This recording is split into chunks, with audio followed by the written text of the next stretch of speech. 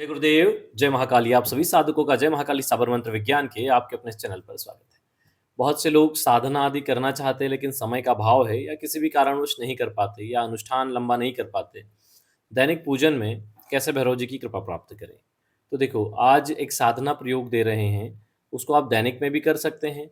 और जैसे शनिवार हो गया तो शनिवार के दिन मंत्र का अनुष्ठान लेके भी कर सकते हैं, 1 माला, 5 माला, 11 माला, और इससे भी भैरव जी की कृपा प्राप्त होती ही है। कैसा विधान है और कैसे करना है उसको समझ लीजिए। उससे पहले, वृक्ष प्रकृति का ही स्वरूप है और प्रकृति ईश्वर का स्वरूप है। इसलिए सभी लोग पौधे लगाएं, उनकी सेवा कर उनको वृक्ष बनाएं। जीवन का बहुत बड़ा लक्ष्य पूर्ण होता है। हो सके तो अपनी जन्म कुंडली में योग कारक ग्रहों से संबंधित एकादश भाव एवं नवम भाव के स्वामी और अपनी कुंडली के जन्म का जो नक्षत्र है उसके स्वामी के पौधों के अनुसार उसके पौधे लगाओ।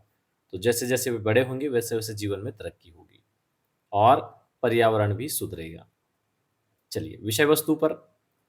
इस प्रयोग को आप किसी भी भैरव अष्टमी से या शनिवार से स्टार्ट कर सकते हैं, कृष्ण पक्ष में। कैसे करना है? इसके लिए आप पूर्व दिशा का चयन करें, या अगर आपका जो पूजा स्थान है उत्तर दिशा में है तो उत्तर दिशा में भी कर सकते हैं। आपको इसके लिए एक भैरव यंत्र और काली हकीक माला और कच्ची घानी का जो तेल होता है वह और गुड़, इन चीज़ों की आवश्यकता है। स्नान आदि के पश्चात, जब शुरू करना है तब का बता रहे हैं, फिर दैनिक का बता देंगे। स्नान आदि के पश्चात सफ़ेद धोती और काला आसन प्रयोग करें। बैठ जाएं, पवित्रीकरण आचमन कर लें। कच्ची धानी के तिल के तेल का प्रयोग कर लें। नहीं हो तो उसके स्थान पे घी गाय का प्रयोग करें। तिल का तेल दीपक प्रज्वलित करें, दीपक का पूजन करें, गुरु पूजन श्री गणेश पूजन कर दें और एक प्लेट में फूल बिछा दें या काला कपड़ा बिछा दें और उसके ऊपर भैरव यंत्र स्थापित कर दें।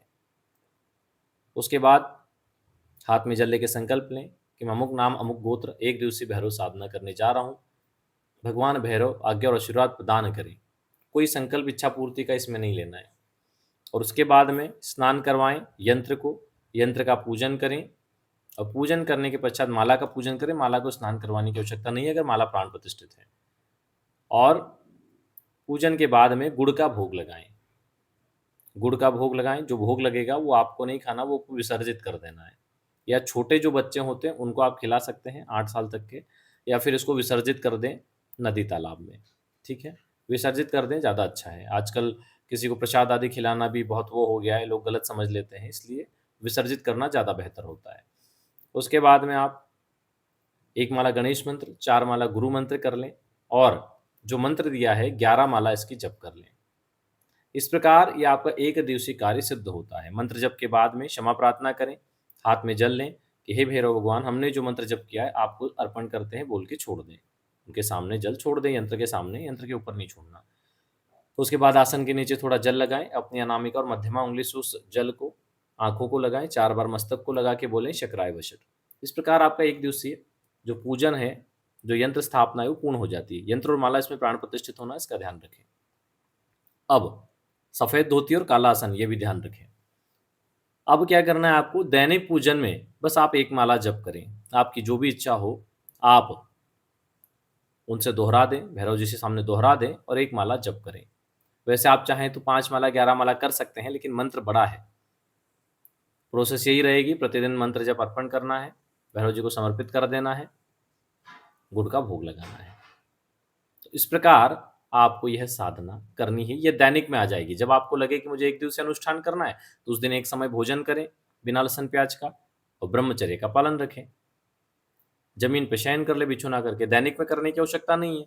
जिस दिन संकल्प लेके एक दिन आप अनुष्ठान करें उसी दिन करना है। इस मंत्र का प्रभाव ये है कि न सिर्फ कार्य सिद्धि होती है, कहीं न कहीं किसी न किसी स्वरूप में जब भी आप समस्या में होते हैं, भैरव जी आकर आपको उस समस्या से निकाल देते हैं। बहुत चमत्कारिक मंत्र है, कार्य सिद्धि करने वाला है और भैरव जी की असीम कृपा को देने वाला यह दिव्य मंत्र है। इसको प्रयोग करेंगे तभी इसकी सामर्थ्य को आप देख पाएंगे। जैसे हमने बहुत समय पहले बबूल वाला प्रयोग दिया था चैनल पर, कि जय महाकाली ज्योतिष केंद्र वाले चैनल पर शायद दिया था, और उस प्रयोग को स्टार्टिंग में तो शायद 31 दिन का प्रयोग है, वो 31 दिन या 41 दिन कर सकते हैं। तो बहुत से लोगों ने लंबा प्रयोग होने की वजह से नहीं किया, लेकिन जब वो लोगों ने करना शुरू किया, तो लगातार लोगों के हमारे पास फ़ोन आए कि गुरुजी जो भी हमने इच्छा की थी वो पूरी हुई। वास्तव में गज़ब का प्रयोग है। ना कोई मंत्र है, ना कोई क्रिया है, बस जल चढ़ाने का प्रयोग है।